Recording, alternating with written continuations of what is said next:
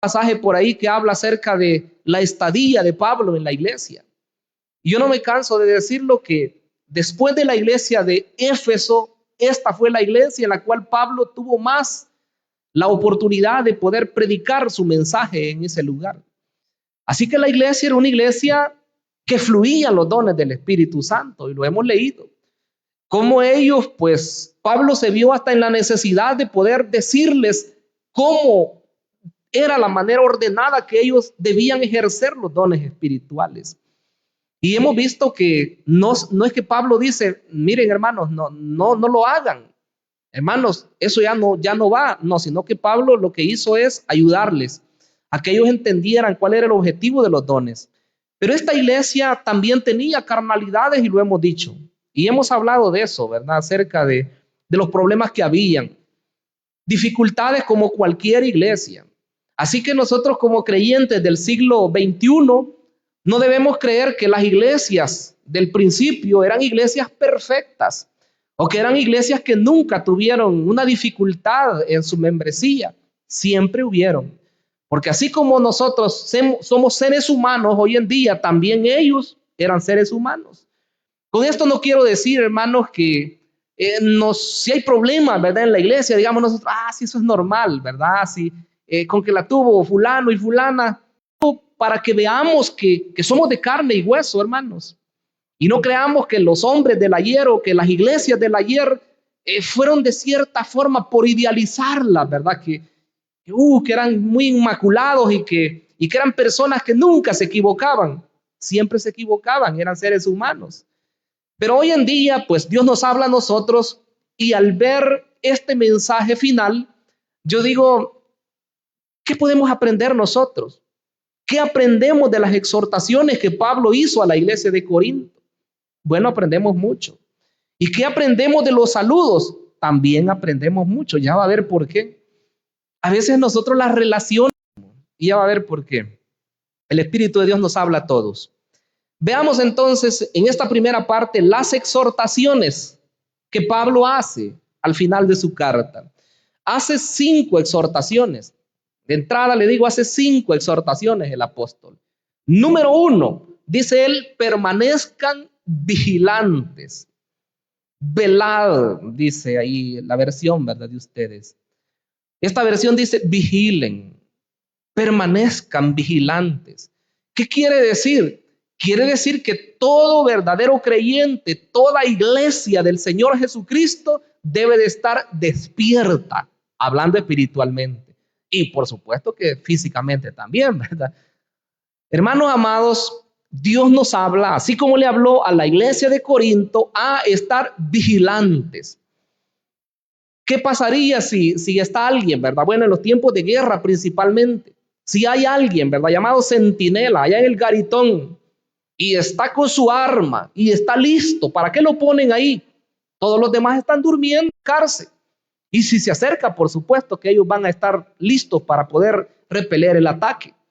Entonces, ese que está ahí, suena la alarma, si ve la dificultad, si ve al enemigo, y todos los demás van a despertar y van a tomar sus armas y comenzar, ¿verdad?, a defenderse.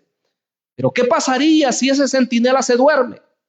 Le aseguro, va a haber una gran mortandad, va a haber destrucción. Exactamente eso es lo que pasa en la vida del creyente si se duerme espiritualmente. Eso es lo que puede pasar en la vida de una familia si se duermen espiritualmente hablando. Eso es lo que puede pasar en una iglesia si nos dormimos hablando espiritualmente. Dormirse espiritualmente significa perder la dirección del Espíritu de Dios. Como que nosotros nos enfocáramos, ¿verdad?, en otras cosas de la vida, en todos los quehaceres normales que se hacen y nos desconectamos de la parte espiritual. Ya no se lee la escritura, ya no se ora en casa, ya no se tiene un tiempo devocional, ya la persona no se quiere acercar a la congregación, la persona ya no quiere servir. Todas esas cosas nos llevan a desconectarnos del Señor. Entonces el vigilar se está perdiendo. No vayamos a ser tan sencillos en creer que vigilen, ¿verdad? Como dice esta versión actualizada. creer que está diciendo estén despiertos toda la noche, hablando físicamente. Porque la gente dogmática se busca cualquier cosa, ¿verdad? Y ustedes saben que aquí hacemos vigilias y nosotros hacemos de ciertas horas a ciertas horas de la noche. Pero no faltan las personas que cuando alguien le dice, hemos tenido vigilia, dice, de 6 a 6, dice. Cuando yo oigo esos comentarios me da risa, porque conozco cuál es el pensamiento de esas personas. Muchas personas piensan que estar despierto toda una noche solamente por eso les va a garantizar el favor de Dios. Y muchas veces esas personas que quieren estar en una vigilia toda la noche, pasan toda la noche dormidos. Fíjese eso, y fíjese, aquí sí les doy permiso que sean juzgones.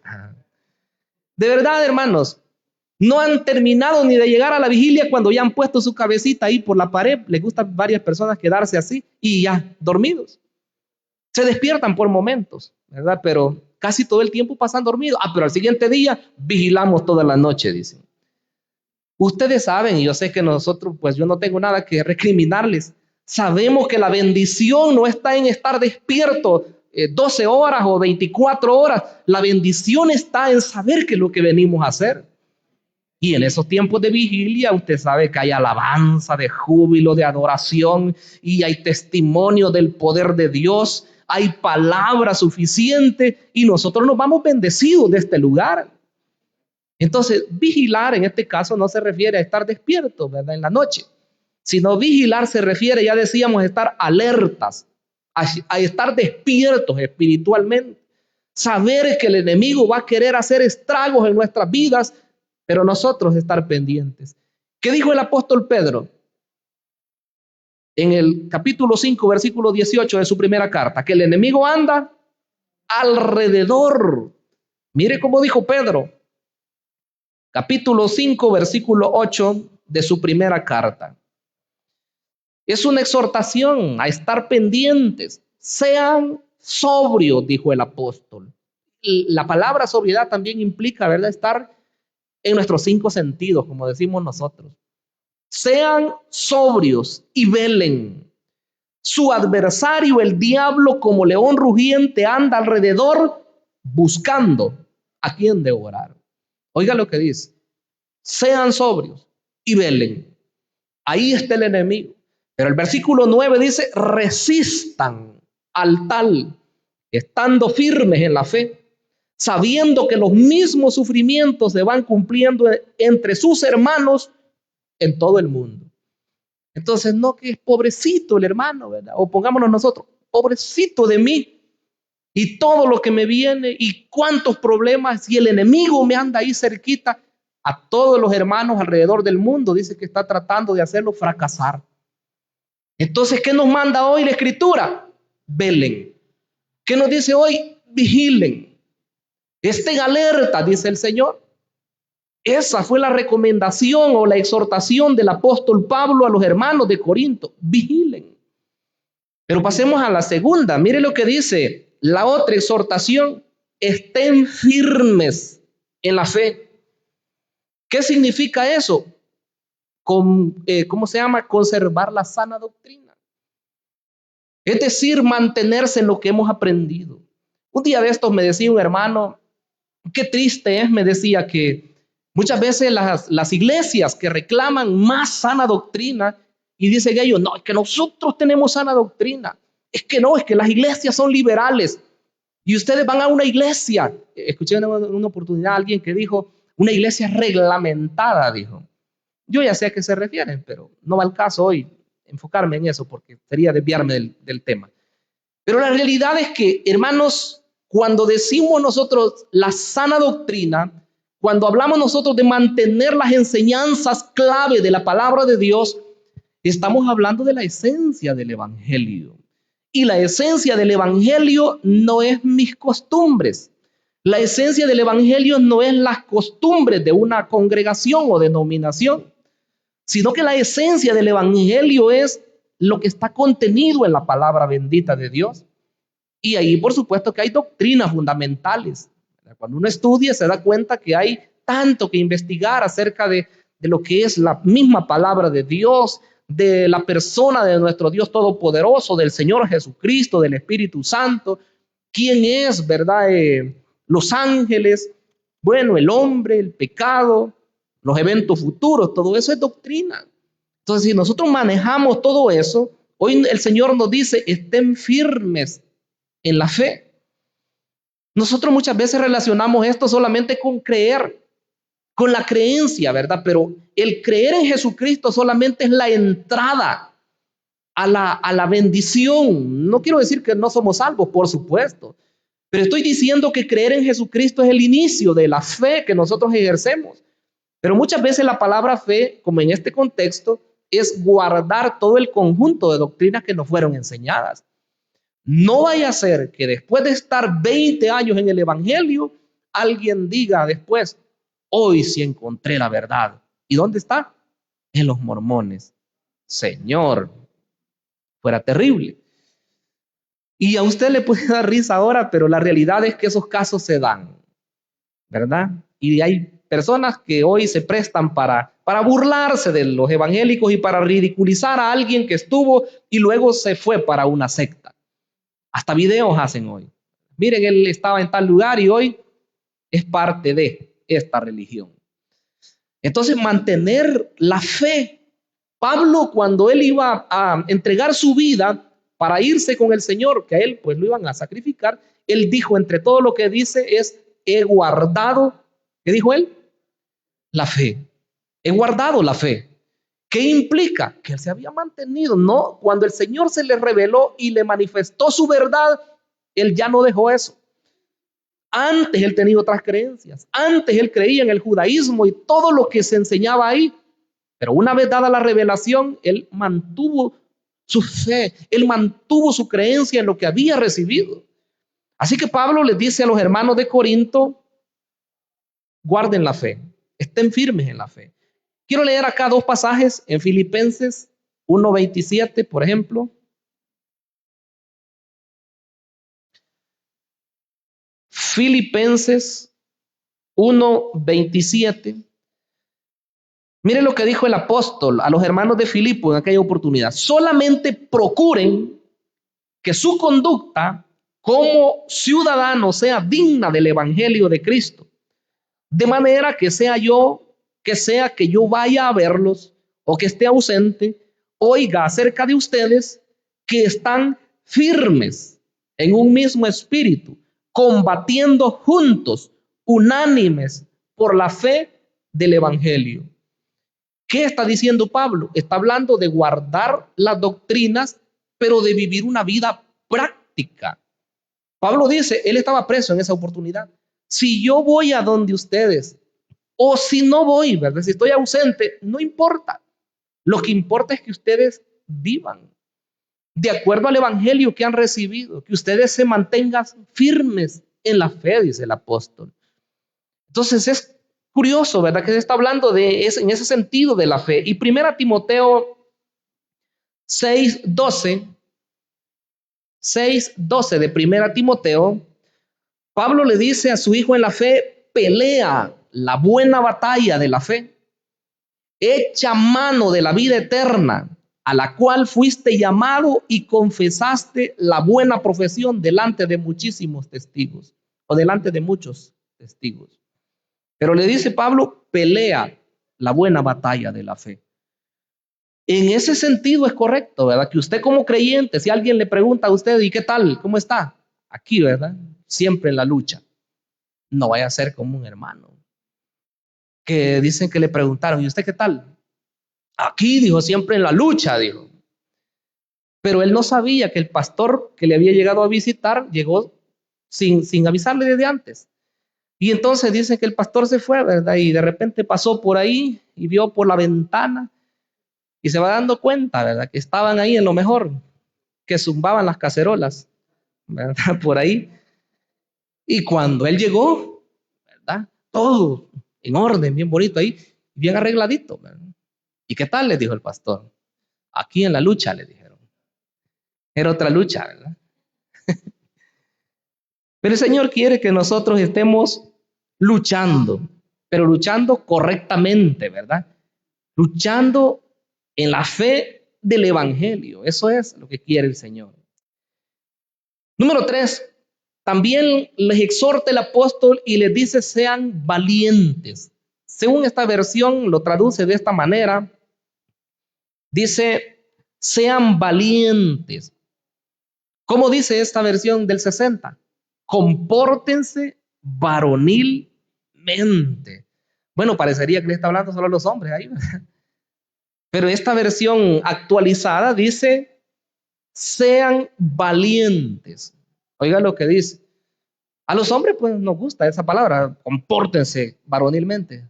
Sea hombre, le dicen. Bueno, y la Biblia lo dice también.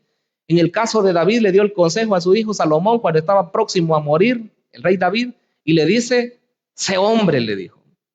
Y no es que fuera manerado el muchacho, ¿verdad? Sino que se comportara de verdad como un siervo de Dios. Eso es lo que quería decir.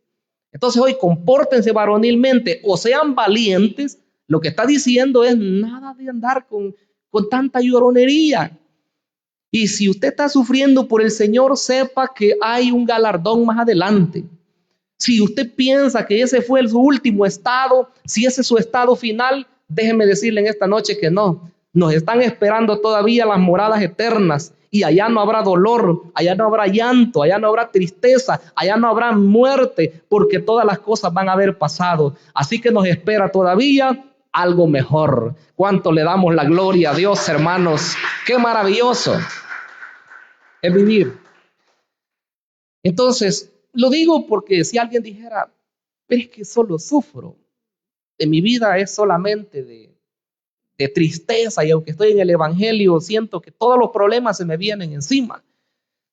Por si alguien lo siente así, no, porque el evangelio, hermanos, sabiéndolo vivir, claro que hay momentos de prueba, momentos de enfermedad, pero hay otros momentos preciosos, momentos que nos gozamos, que nos alegramos y tenemos noticias buenas, y debemos procurar, ¿verdad? Tratar de vivir lo mejor que se pueda en el Señor.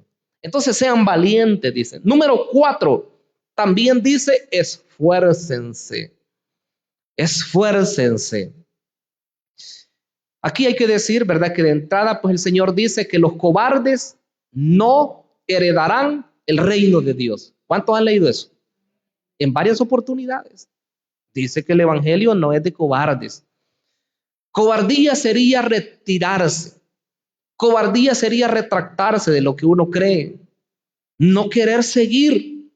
El Señor dice que desde los días de Juan el Bautista hasta hoy dice que el reino de los cielos sufre violencia y los violentos, dice, lo arrebatan. En otra versión dice los valientes lo arrebatan. Claro que ese es un texto de difícil interpretación, pero una de sus interpretaciones es que hay que hacerle fuerza,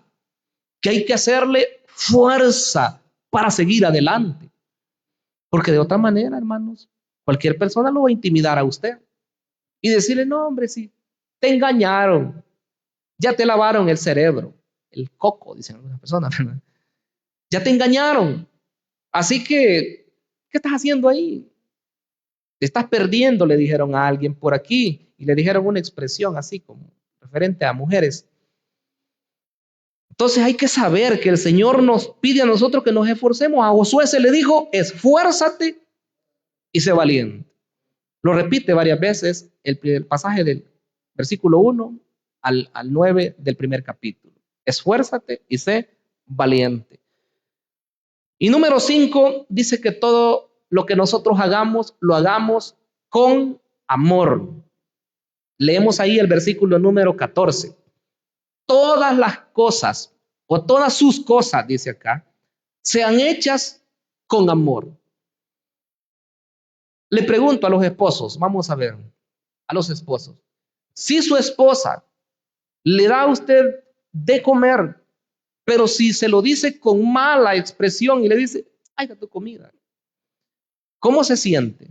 ¿O cómo nos sentimos? Ay, dice uno, ¿verdad? Ahí está la comida y está buena, pero veo la actitud de mi esposa. O podría ser al revés, ¿verdad? Podría ser que la esposa quiere que la saquen a comer o que la saquen a comprarse algo. Y entonces uno, vamos pues, le dicen, ¿verdad? Te voy a llevar pues. ¿Cree usted que esa esposa no se va a sentir pero dolida en su corazón? Pues no le va a decir, mejor ya no vamos, porque lo va a ver así, ¿verdad?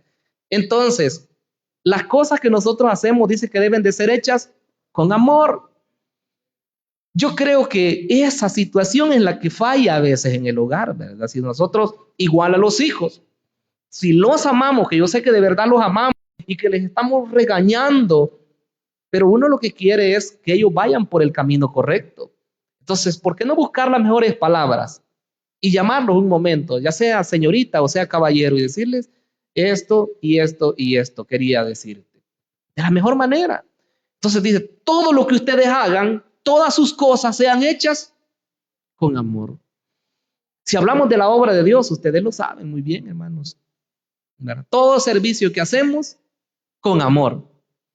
Desde hacer la limpieza, hasta cantar alabanzas, hasta predicar, hasta ir, ¿verdad? Y compartir el mensaje con otras personas.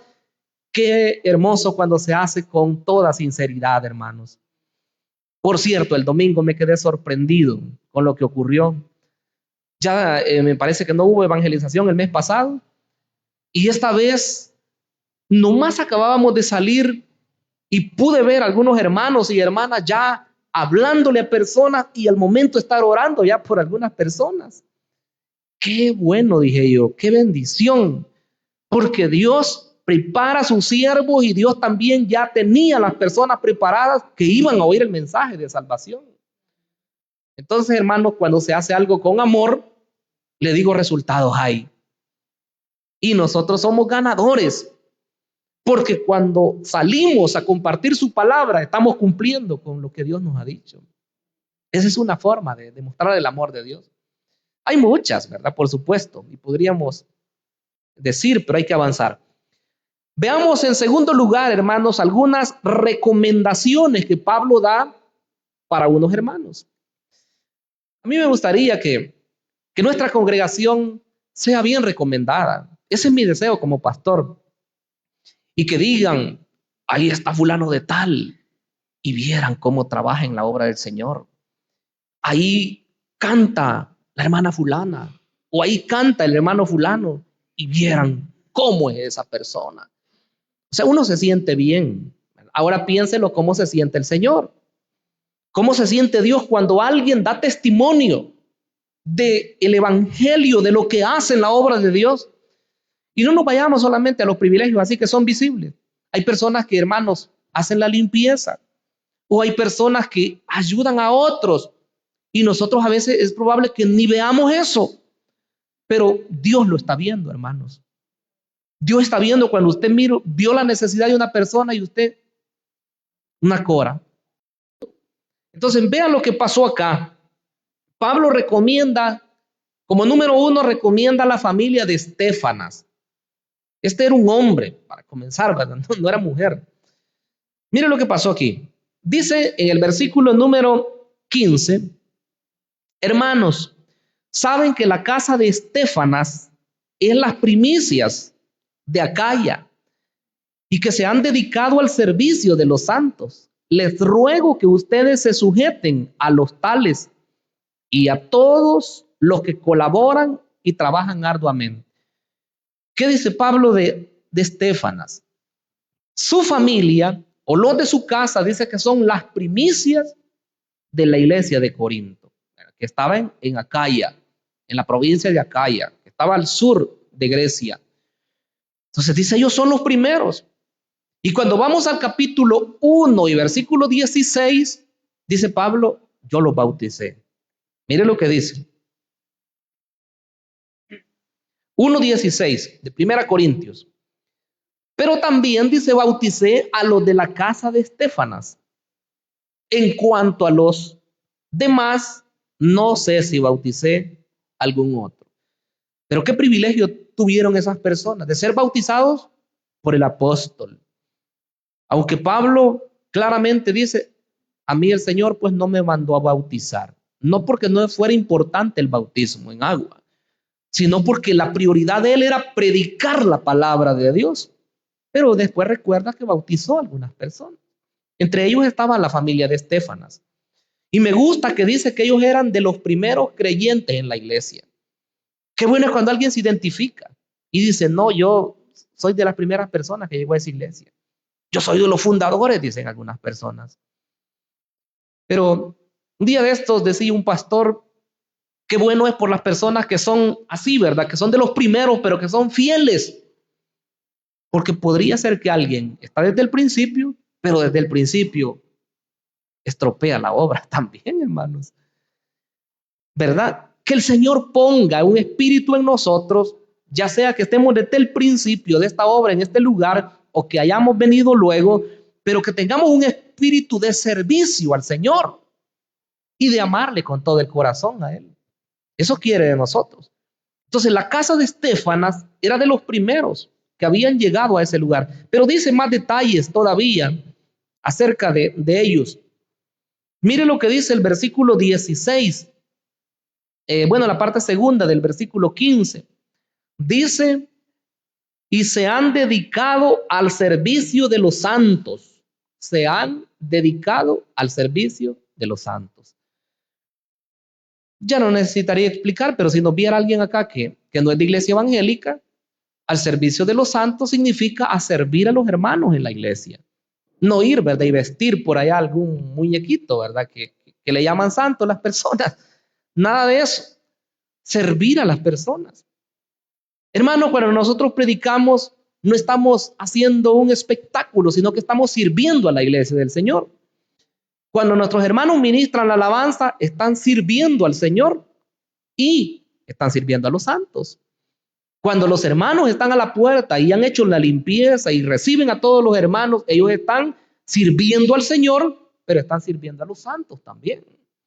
Cuando alguien visita a un enfermo, cuando alguien ora por otra persona, está sirviendo a los santos. Y claro, está sirviendo al Señor. Entonces Pablo dice que esta familia se habían dedicado a servir a los santos. Y ese hombre, ¿cómo era él de servicial? Que el siguiente versículo, el 17, más abajo, dice que cuando estaba Pablo allá en la ciudad de Éfeso, hasta allá lo fue a visitar. Entonces era una persona que se esforzaba. Así que esas personas necesitan ser tenidas en estima. Eso es lo que sigue.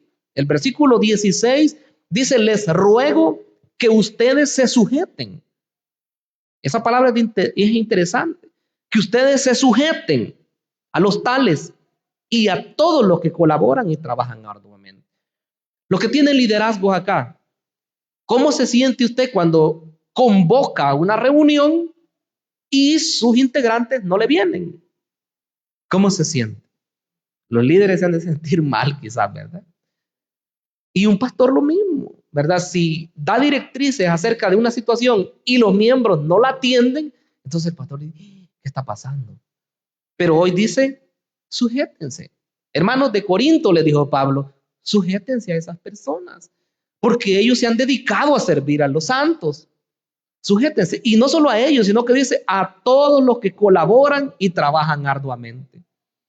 Una iglesia, hermanos, que atiende todas estas indicaciones, les digo que va a ser una iglesia de avanzada.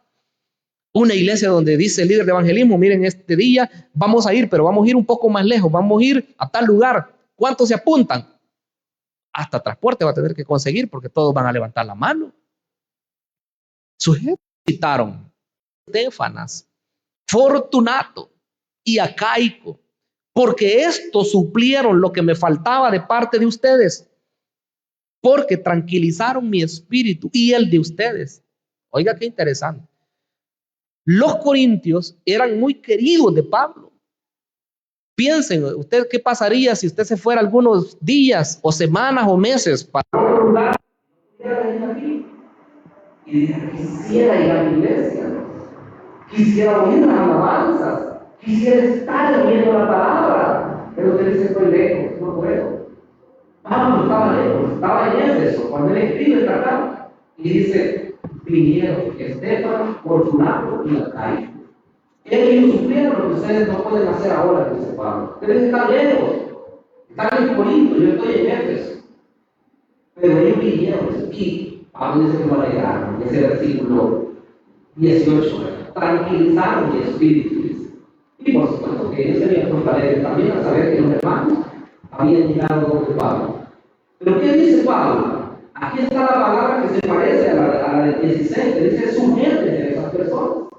Aquí usa otra palabra, dice reconozcan pues a los tales.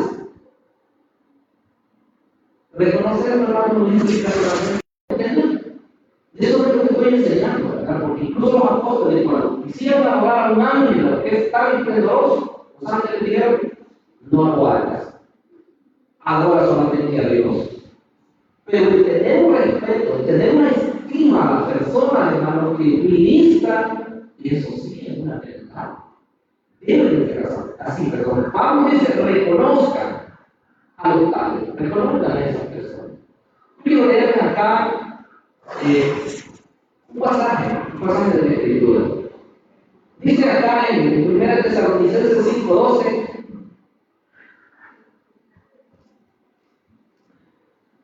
5:12 de 1 Tesalonicenses, dice, le rogamos, hermanos, que reconozcan, ahí está la palabra de nuevo, reconozcan a los que entre ustedes trabajan, les presiden en el Señor y les dan instrucción. Ténganlos en alta estima, con amor, a causa de su obra. Qué interesante. Vivan en paz los unos con otros. Entonces está claro, hermano, lo que el Señor está diciendo es que a esas personas se debe tener en estima por el grado que esas personas tienen en su servicio. En este caso no hablamos de título, ¿verdad?, que se puedan dar, sino lo que las personas hacen. Pero pasemos a la parte última del mensaje, la cual pues es los saludos. Saludos finales. Saludos finales. Hay una lista, y quizás pues no nos vamos a entender tanto porque si no es tiempo, pues no va a salir. Pero dice el versículo 19, le saludan las iglesias de Asia. Ese es el primer saludo. Le saludan las iglesias de Asia.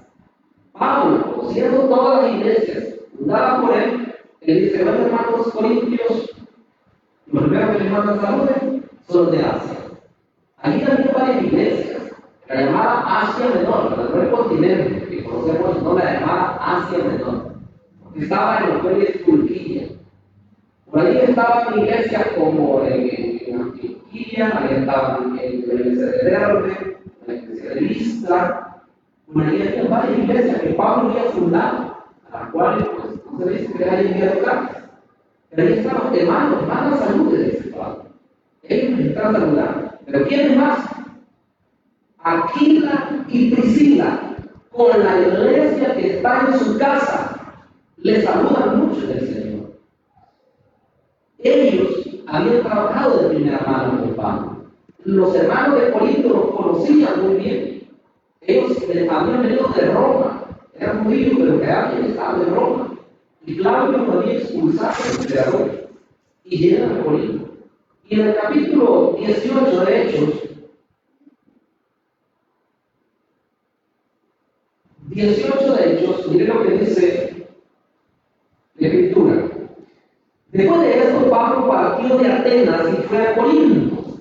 Y habiendo hallado a un judío llamado Aquila, natural de Ponto, recién llegado de Italia, con Priscila su mujer, porque Claudio había mandado que todos los judíos fueran expulsados de Roma, Pablo acudió a ellos. Como era del mismo oficio, permaneció con ellos y trabajaba, pues su oficio era hacer tiendas. Ahí se conocieron. Muchos dicen que quizás pasó un año y medio con ellos, porque el versículo número 11 de ese mismo capítulo dice: Pablo se quedó allí por 1 año y 6 meses enseñándoles la palabra de Dios. Entonces, todo ese tiempo, 1 año y medio, estuvo Pablo en Corinto, predicando. Interesante, ¿verdad? Porque las otras iglesias, fundaba la iglesia y después tenía que salir rápido, porque lo perseguían.